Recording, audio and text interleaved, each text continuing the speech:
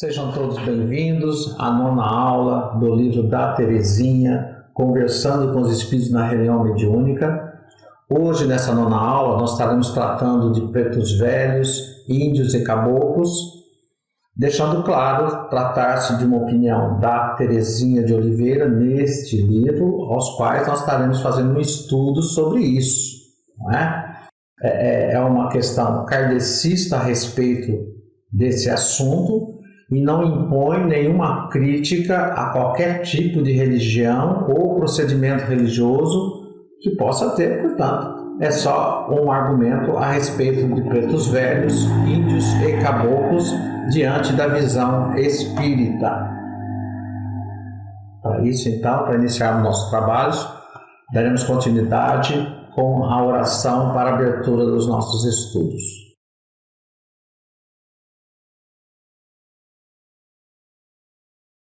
Então vamos procurar nos tranquilizarmos através da respiração lenta e profunda, esquecendo as nossas atividades cotidianas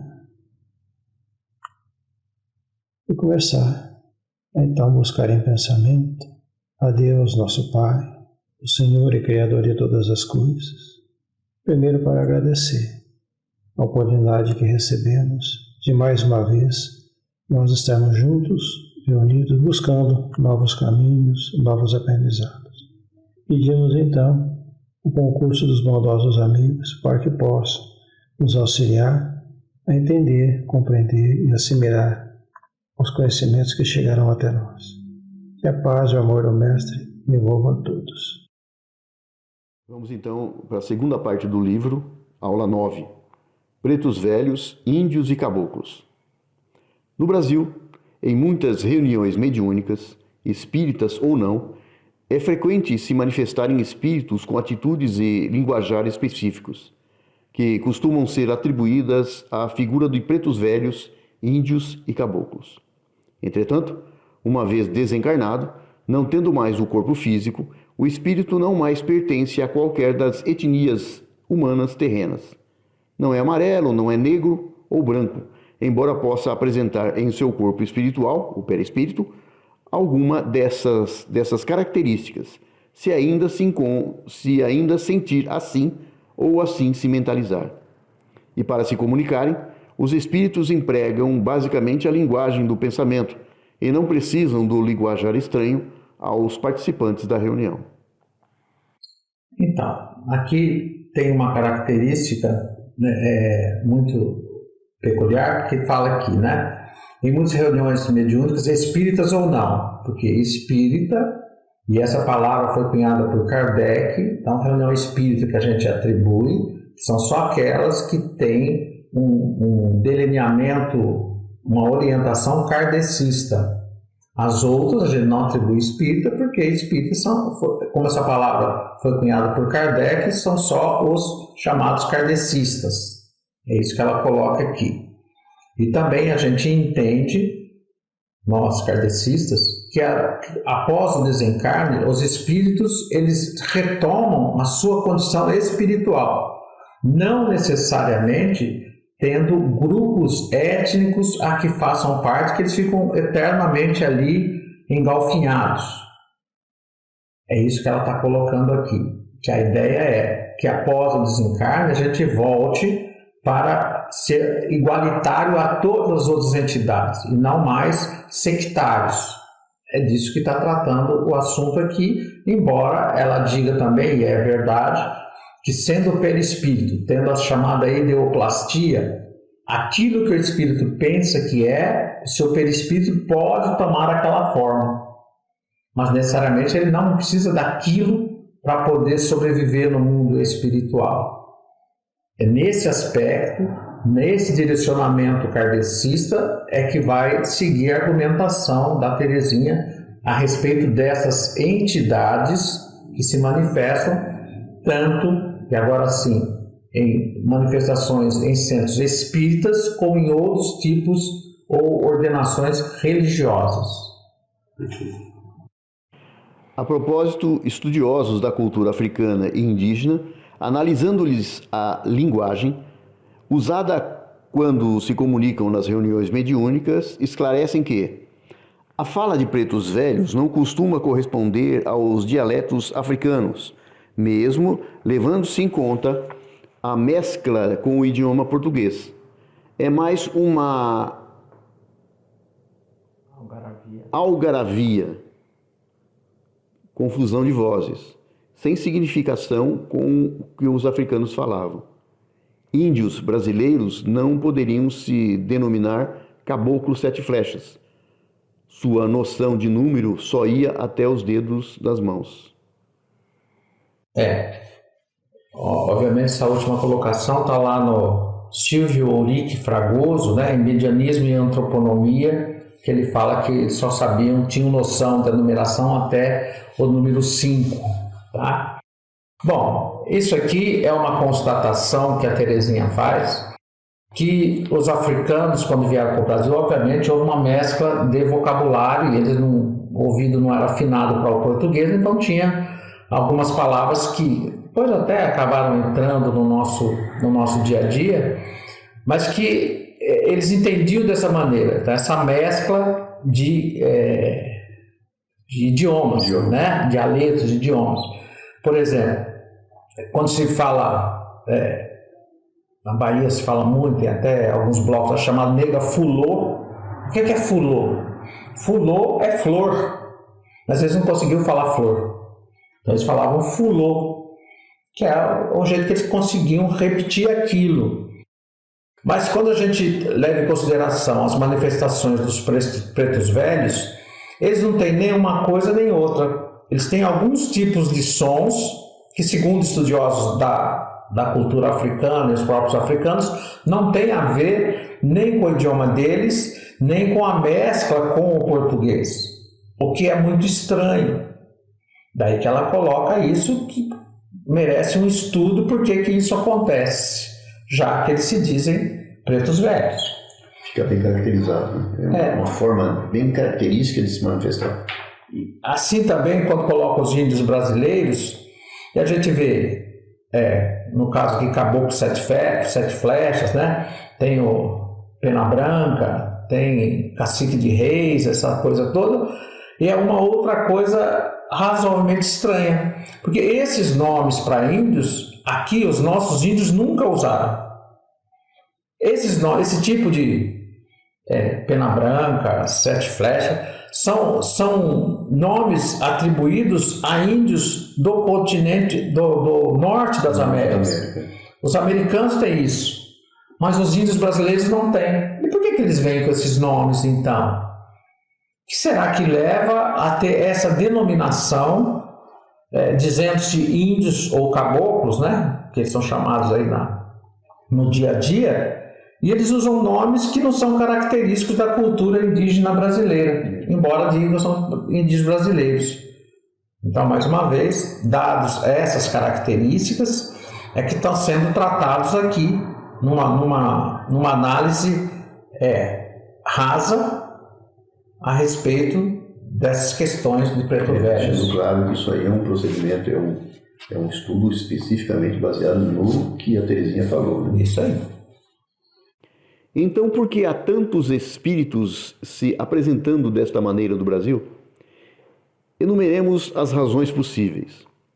Pretos velhos, índios e caboclos são figuras apreciadas na cultura popular brasileira, e a Umbanda mais incentivou as crenças dele. Muitas pessoas supõem que os pretos velhos, índios e caboclos lhes sejam inferiores e estejam ainda numa condição de serviçais para lhes atenderem o pedido. Outras acreditam que eles tenham poderes misteriosos capazes de resolver de modo mágico problemas dos consulentes. E talvez os julguem venais, já que aceitariam agir em troca de algum pagamento ou compensação. Esses dois primeiros itens aqui, não é? Popularmente falando, e aquela época em que, aqui no Brasil em particular, a medicina, a ciência era pouco desenvolvida, tanto os índios como os pretos velhos, trazendo culturas africanas, e os índios conhecedores da mata, eles tinham ali uma medicina própria deles, voltada àquilo que eles conheciam da mata. Se tinha uma dor disso, daquilo, eles sabiam que era bom para isso, para aquilo e para aquele outro. Então eles receitavam, né? Assim como os africanos, vindo de onde vieram, eles traziam também algum tipo de arcabouço lógico a respeito das curas que eles praticavam. Para cicatrizar, usa isso, aquele outro, né? Está com dor de barriga, tem um negocinho que faz assim, assado.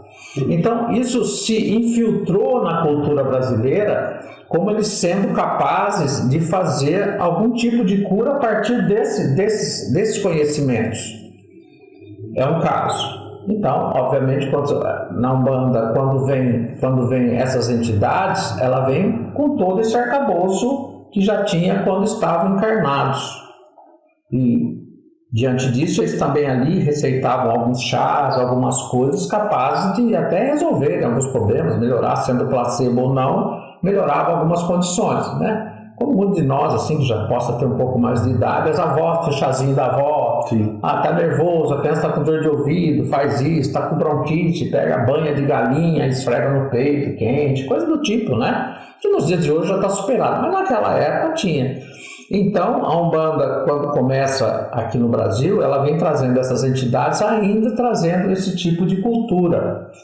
Agora, existem outras questões que estão no item 2 aqui, que alguns não vão nem com isso. Como eles querem algumas questões materiais, eles acham que essas entidades, aí eu estou dizendo, aqueles que assim os consultam, que eles são seus serviçais. Que eu vou pedir para eles fazerem, eles fazem, porque eles são fracos de ideia e eu vou dar alguma coisa em troca, então eles podem fazer isso. Né? Não estamos dizendo que eles façam, não, estamos dizendo que pode ser a ideia daquele que vai lá, a troca de um benefício material, oferecer alguma coisa a essas entidades, não é? Para que eles façam, porque pensam que eles são comprados facilmente. Porque eles falam assim, e talvez o julgo venais. Venal é valor, né? Então, qualquer valor possa ser trocado. Então, essas são algumas questões que fazem com que essas entidades possam estar se manifestando e estar sendo levado à frente esse tipo de procedimento em religiões outras aí, não é? Existe uma passagem de Kardec que você pedir para o plano espiritual, ele vai te conceder. Né? Que se você chamar algum espírito qualquer, vai aparecer alguém. E nessa situação que eles estão se propondo a fazer, ou seja, fazer troca, essas coisas, sempre vai haver alguém que se prontifica a isso. Não necessariamente que seriam da falange dos pretos velhos, ou a falange dos caboclos, ou dos índios. Pode até se dizer como tal, mas não necessariamente. Exatamente, não necessariamente são eles. Porque existe uma ideia errônea sobre esses tipos de entidade, né? Que é que a gente vai complementar. Evocações espirituais específicas convidam e condicionam espíritos que se apresentam como preto velhos, índios e caboclos. E muitas vezes, espíritos benévolos assumem essa aparência porque sabem que, assim, as pessoas, no meio em que vão manifestar, aceitarão mais facilmente a presença e a mensagem. O terceiro item aqui, então, discutido, vai trazendo que existem rituais próprios para cada tipo de entidade, né? Eu não vou entrar no mérito da questão do palavreado disso, porque não me cabe, eu também não entendo dessas questões, mas existem lá, eu penso, me salve algum engano, que chama de gira, né? Então, gira de preto velho. Então, ali naquele momento só pode se manifestar pretos velhos. Isso. Gira de caboclo, só pode se manifestar índios e caboclos, e assim eles vão fazendo por aí, não é? Então, obviamente, naquela questão mental que está ali, se só pode se manifestar preto velho e alguma entidade benévola queira estar naquele grupo para poder auxiliar as pessoas, e obviamente que o amor divino sempre faz com que as entidades benévolas possam estar levando a mensagem divina em qualquer rincão desse país, desse mundo. Então, eles se apresentam como tal, mas não necessariamente eles são pretos e velhos, são índios ou caboclos, não necessariamente, são entidades benéficas, já falamos no início, que o espírito após o desencarne, ele deveria perder essas questões étnicas, não é? Mas como ali é próprio para aquele tipo de manifestação, ele se enquadra naquele meio ali dada a frequência mental que ele tem, e ele consegue então passar a sua mensagem. Então aqui se tratou de 3 itens. O primeiro item dizendo a questão social, em que o povo brasileiro esteve envolvido com índios e caboclos, não é? Esses envolvimentos que houve. Trouxemos a questão de algum explorador achando que espíritos dessa natureza podem fazer aquilo que lhes convém, materialmente falando. E uma terceira hipótese, aonde, dado as circunstâncias da manifestação, são necessariamente para esse ou para aquele tipo de entidade, entidades benévolas, então se manifestam como tal, mesmo não o sendo, porque o bem não pode ter barreiras. Usam exatamente a possibilidade de ajudar nessas circunstâncias. Devemos acolhê-los ou não? Por certo, devemos acolher fraternalmente, sem nenhum preconceito ou intolerância, todos os espíritos manifestantes. Analisemos, porém, a sua natureza e o conteúdo de suas comunicações, como devemos fazer com qualquer espírito que entre nós se manifeste. Se o espírito adota momentaneamente essa aparência ou linguajar, porque assim era conhecido na existência terrena, e quer comprovar a sua individualidade, a manifestação estaria justificada, caso houvesse quem pudesse reconhecer e identificar o que é difícil pelo tempo decorrido após o fim da escravidão no Brasil. Essa característica das manifestações espíritas, não é? Nós sempre fazemos isso, não é porque é só aquela entidade, sempre há um critério de análise de qual discurso essa entidade está fazendo. Então, o dialogador, ao interpelar aquela entidade, ele já vai usando a sua criticidade para saber do que é que está se dizendo. Ora, existe uma questão, aparece num centro espírita, nós estamos falando de uma reunião mediúnica espírita, dentro da casa espírita, com bases kardecistas, não é? E aparece lá uma entidade mostrando-se caboclo, índio, vamos supor que seja isso, né? E aí ele vem com toda a sua fala própria. Aí, por que será que ele vem com essa fala? Hipótese 1.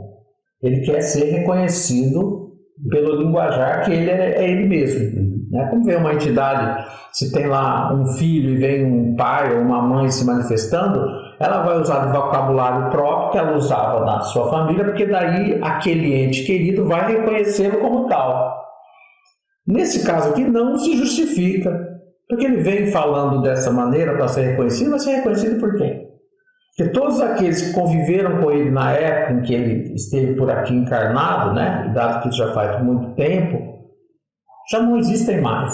Então não há necessidade do uso desse vocabulário, porque pelo menos por esse aspecto não há mais necessidade dele falar dessa maneira. Não há quem o reconheça. Não reconheça. Ou seja, dá para se tirar de lado alguns sons que são emitidos estranhos e desnecessários para a comunicação, que aliás muitas vezes dificulta o entendimento do dialogador em razão do tipo de vocabulário que está sendo usado ali, que às vezes nos parece muito estranho, não é? Então, essa é a primeira hipótese. Mas ele pode se apresentar de outra maneira, como agora no item 2, né? Se o espírito se apresenta deste modo, porque ainda se sente nas condições em que vivia na sua última encarnação, precisamos procurar ajudá-lo e liberar desse indesejável condicionamento, esclarecendo-o quanto à sua real natureza de espírito, lembrando de que já teve muitas outras existências e em diferentes condições e tem, portanto, um patrimônio espiritual mais amplo, mostrando que não precisa ficar fixando nas condições da existência que findou e que na vida espiritual pode continuar progredindo, inclusive no modo de falar. Essa é uma outra questão que a gente pode ser colocado, não é? Olha, ele se apresenta assim porque na última encarnação que teve ele foi índio. Ponto. Nós, enquanto dialogadores, nas condições que nós colocamos anteriormente aqui, nós estamos para que as pessoas se liberem, as entidades espirituais se liberem das questões materiais que possam estar apegando-os ao orbe dos encarnados. Então se faz mistério, se faz necessário que nós coloquemos a ele o que está acontecendo. Por exemplo, que ele agora não é mais um ser encarnado, ele tem muito mais liberdade a respeito do idioma, a respeito de posicionamentos, porque a sua natureza agora é espiritual. Também pode-se lembrá-lo que se na última encarnação ele foi um indígena, necessariamente nas encarnações anteriores ele não tenha sido indígena. Por que ele se manifesta dessa maneira? Exatamente, pode se manifestar como uma pessoa normal, dentro de outras encarnações, sei lá, alguma coisa que possa... Ou seja, que ele não precisa se fixar na última existência, que para nós, pelo menos, nas nossas reuniões mediúnicas, não há necessidade que a pessoa tenha uma característica própria para se manter, se é índio, se é branco, se é japonês, chinês, argentino, ou coisa que o valha. Para nós pouco importa. Que nós queremos que a pessoa progrida, inclusive no modo de falar. Por quê? Porque ele está falando de um modo estranho e por isso nós estamos com preconceito? Não, porque a comunicação fica mais fácil.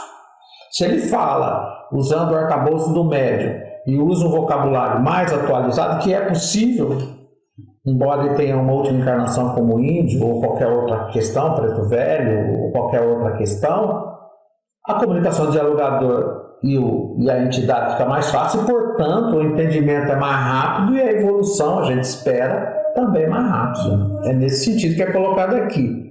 E agora o item 3, como ele pode, de outra maneira, se apresentar, né?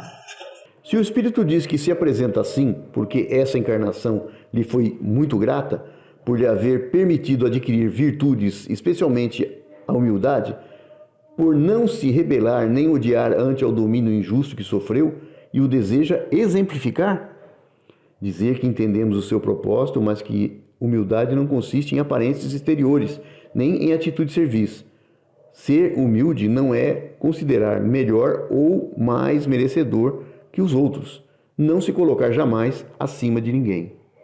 Então, aqui é outra questão que é colocada. A gente está notando que a Terezinha vai colocando argumentos a partir daquilo que a entidade está colocando. Daí a atenção do dialogador no diálogo. O que ele está falando? Se ele disse, por exemplo, ele apareceu ali como preto velho, por exemplo, tendo toda aquela característica que muitos já conhecem, não é? O dialogador fala assim, mas por que você se apresenta como preto velho?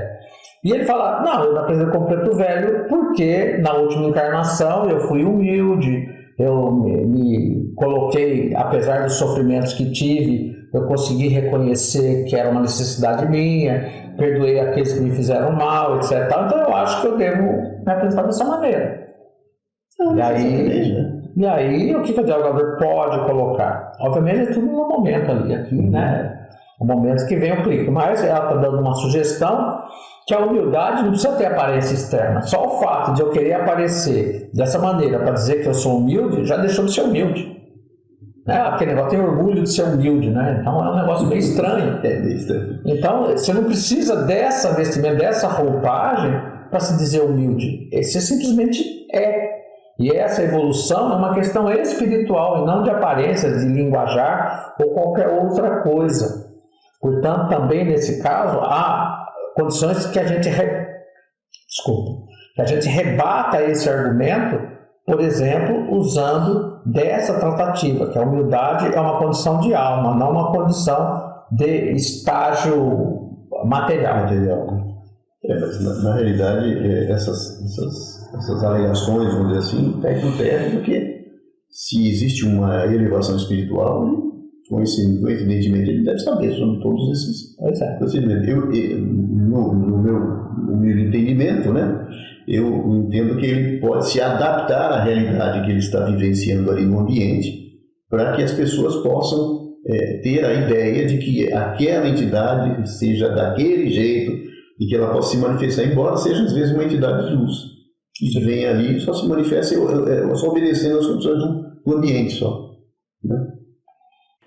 Se o espírito finge essa aparência e linguajar com o objetivo de nos iludir e perturbar, advertir, alertar com responsabilidade pelos atos, não atender, usar de firmeza para que se afaste, rogando, se necessário, o amparo dos dirigentes espirituais. Então essa é a quarta hipótese, né? Que às vezes aparece, nós já comentamos um pouquinho anteriormente, né? Existem entidades que se manifestam dessa maneira sem o ser, com a firme intenção de enganar aqueles que estão ali ouvindo, por achar que alguns daqueles ou algum daquele possa se impressionar com isso e por isso entrar na conversa dele. Mas são espíritos enganadores, ou até zombeteiros às vezes, né?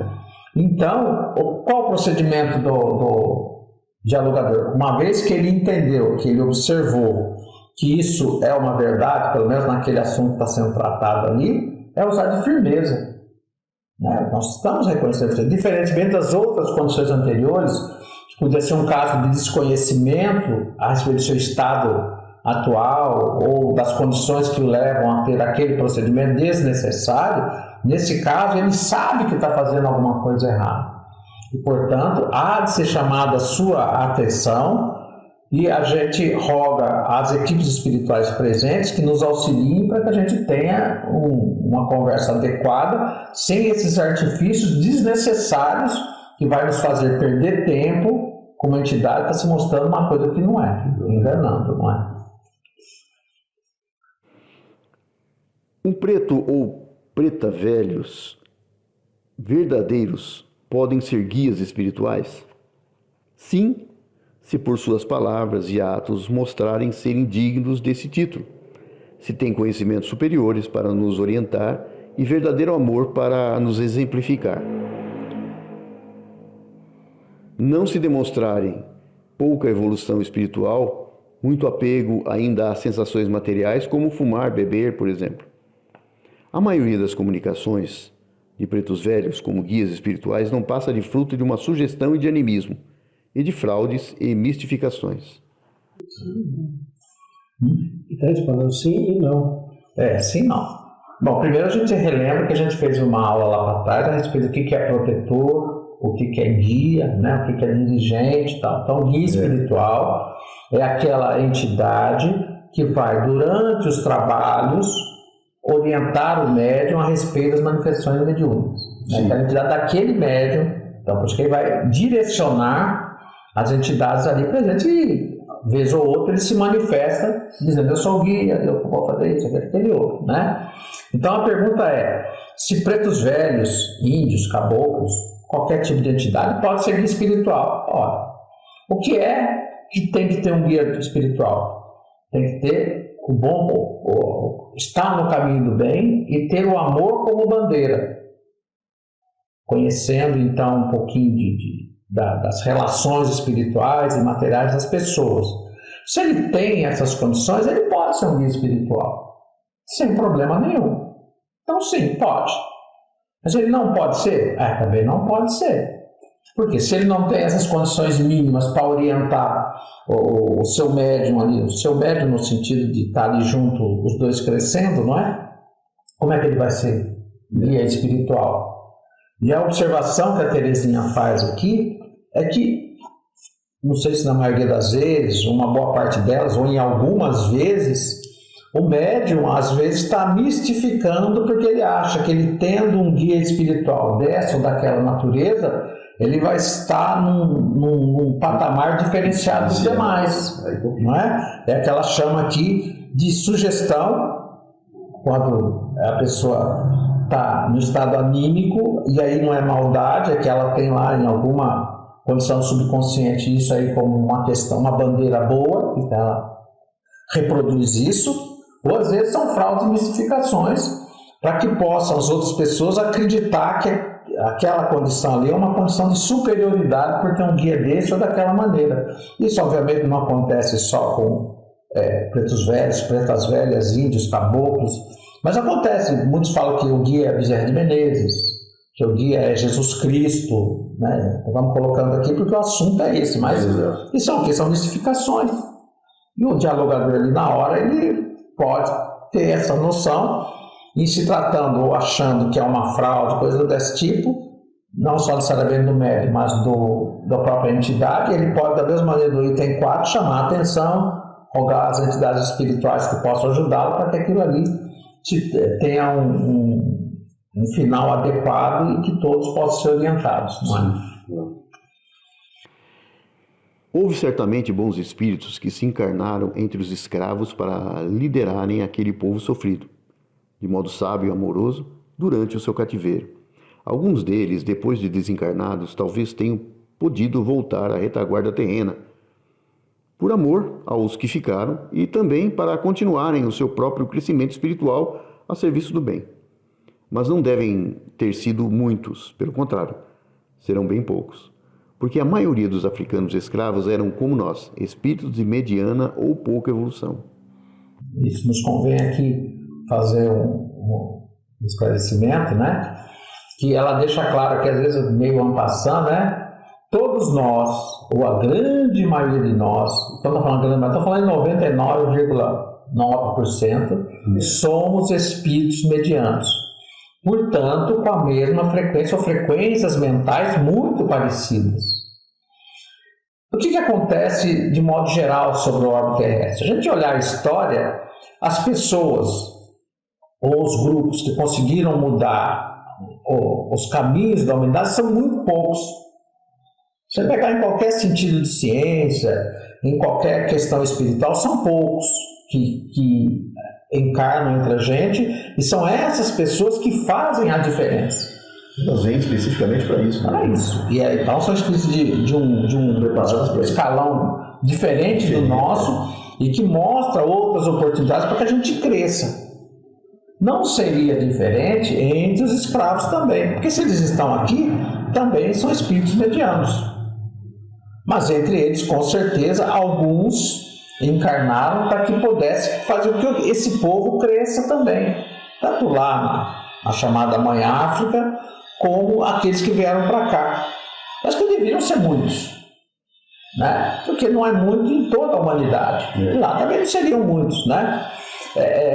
Então, diante dessa questão, é que se coloca, olha, se não são muitos, como é que aparecem tantos pretos velhos em condições de tanta humildade, né? É disso que vai tratar a seguir o assunto na sequência da leitura aí, né? Será que arrancados de seu país e de seu lar, privados de liberdade, agredidos cruel e impiedosamente anos a fio, foram capazes de se resignarem e sublimarem os sentimentos em relação aos senhores e algozes? Pouquíssimos espíritos terão triunfado nesse teste, tão duro, embora todos tenham tido ensejo de algum aprimoramento intelecto-moral em suas expiações e provas. Entretanto, aí estão incontáveis espíritos de pretensos pretos velhos e se comunicarem e querendo assumir a posição de orientadores espirituais na humanidade, sem demonstrarem condições para tanto. Então, aqui na sequência do texto, né, a gente coloca o que a gente começou a dizer. Será que todos eles são isso mesmo? Foram milhões de pessoas escravizadas, no sentido do Brasil, né, que foi o último dos países a liberar a escravatura.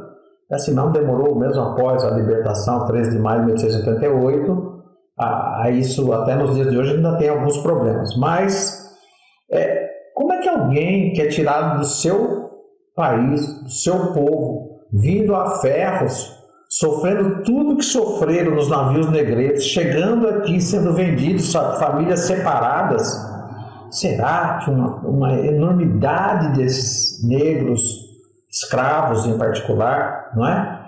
Perdoaram realmente seus algozes? Será que a gente teria condição de perdoar? Como é que você se sentiria diante disso? Você tem um filho, ele arranca seu filho e vende. Será que nós temos condições? E se tiver tantos assim, não é? Então, a pergunta o argumento que a Terezinha deixa aqui é que aparecem tantos que parece que todos foram assim, mas a grande maioria, com certeza, que somos nós também, que falhamos no mundo de provas de expiações e temos nossas limitações enormes. Eles também os têm. Então é essa dúvida que ela coloca, né? Como é que aparece tantas matizes e todos perdoados, todos são lindos, maravilhosos, assim, sabe? Só pela condição étnica e da opressão que sofreram. É estranho. É disso que está tratando. Então aqui foram colocados até esse momento as condições que a gente enxerga que essas entidades se manifestam e o que pode estar acontecendo. De novo, dentro da visão espírita no sentido kardecista da coisa, como a gente enxerga o mundo espiritual revelado pelos espíritos lá nas obras de Kardec, não é? E a partir daí, então, a Teresinha parte para a conclusão desses argumentos que aqui foram colocados. Conclusão. Os espíritas acolhemos com todo respeito e fraternidade as manifestações de pretos velhos, índios ou caboclos, bem como de quaisquer outros espíritos que Deus permitir venham ao intercâmbio conosco, esquimós, árabes, indianos, etc. Mas não abdiquemos do dever de analisar as suas comunicações à luz do espiritismo, porque o intercâmbio mediúnico espírita deve ser realizado em diretrizes superiores de vontade, de verdade e de amor, a fim de que se dê ou se receba de cada comunicante o esclarecimento ou ajuda espiritual que ele precise e o que nos possa proporcionar. Então, obviamente também foi dito na nossa introdução, né, que a ideia espírita é que todas as entidades espirituais possam se manifestar de maneira ordeira, para que se conheça aquilo que eles têm a nos passar ou aquilo que a gente consiga passar a eles, independente das suas origens ou raízes quando encarnados. Então, quando se fala em pretos velhos, índios, caboclos, poderíamos estar falando de qualquer outra etnia, um muçulmano, um árabe, um indiano, um chinês, não importa para nós essa questão. Por isso que a gente busca que essas entidades tenham comportamentos adequados na reunião mediúnica para que a comunicação se estabeleça com a maior facilidade possível, para que as informações, tanto de lá para cá, que eles podem também fazer boas mensagens, como daqui para lá, que a gente possa ajudá-los, seja feita da maneira mais produtiva possível. Então, essa, ao nosso ver, ao ver do kardecismo, em particular na visão da Teresinha, nessa lição 9, é que dentro daquilo que a gente entende como um trabalho mediúnico, dentro das regras que são ali colocadas, entendemos ser as regras mais adequadas a fim de que os objetivos que foram traçados para a evolução, tanto daqueles que estão no mundo espiritual, como os nossos que estão no mundo encarnados, se estabeleçam o mais rapidamente possível, de novo, independente daquilo que possam ter como bandeira enquanto encarnados que venham a manifestar após o desencarne. Então a caridade e o amor é que vai levar nesse diálogo aqui para que a gente leve. Independente da pessoa. Porque muitas vezes a gente ouve por aí, e eu já ouvi vários disso, então lá no trabalho de vocês não pode manifestar índio, caboclo, preto velho, vocês não gostam disso. Não tem, não gosta. A gente vai tratar do jeito que a gente acha que deve ser tratado, todos com amor. Exatamente. Para que eles cresçam nessa situação. E eles se comunicam aqui. Se comunicam várias vezes. Né? Aí tem mais um pedacinho. Se não oferecermos os condicionamentos usuais que ocorrem em muitas reuniões mediúnicas no Brasil, muitos espíritos deixarão de se apresentar como pretos velhos, índios, caboclos, passando a se comunicarem simplesmente como seres espirituais que filhos de Deus. Esse tema é a reprodução modificada do capítulo 20 do nosso livro Reuniões Mediúnicas, da Teresinha. Isso. Esse livro Reuniões Mediúnicas foi tratado no 3º ano a respeito dessas entidades, como o que elas fazem, como é que se comportam, né? Mas aqui, quando ela fala na reunião mediúnica kardecista, não existe condicionamento. Agora vão se manifestar só esse tipo de entidade, só aquele outro tipo de entidade, não é? Nas reuniões menos específicas, obviamente, todos podem se manifestar ordeiramente. Então a gente não cria condicionamentos para que uma entidade, para poder se manifestar, ela tem que estar revestida de alguma característica, que foi o que a gente falou a respeito das giras e tal, não condenando, nem deixando de condenar, mesmo porque a gente não conhece como é que isso funciona nas suas raízes, não é? Mas no nosso caso, nas reuniões mediúnicas ordinárias, a gente abre para que todas as entidades possam se manifestar. Portanto, muitas delas que podem estar se manifestando em outras situações, em outras crenças ou situações religiosas, como esse ou aquela entidade, aqui eles podem se apresentar normalmente. Exatamente. Porque não existe o condicionamento ou a forçação de barra para que seja aquele tipo de entidade. E se eu preciso falar, eu falo que eu sou assim e segue em frente. Aqui não precisa. Portanto, o que a gente quer o contato simplesmente com entidades que tenham recados bons a trazer ou que estejam em algum tipo de sofrimento ou limitação mental, para que a gente possa, dentro das nossas limitações também, conseguir dar outras alternativas de continuidade na vida espiritual. Esse é o nosso fim e a nossa meta, e isso a gente faz através do diálogo amoroso e caridoso, tanto com desencarnados, como com encarnados também que possam aparecer na casa espírita. Perfeito. Dessa maneira, acabamos a aula 9, a qual agradecemos a todos. E dúvidas, então, é só entrar em contato lá pelo Zap, lá, fazendo as perguntas necessárias. Perfeito. Dentro das nossas possibilidades, estaremos respondendo.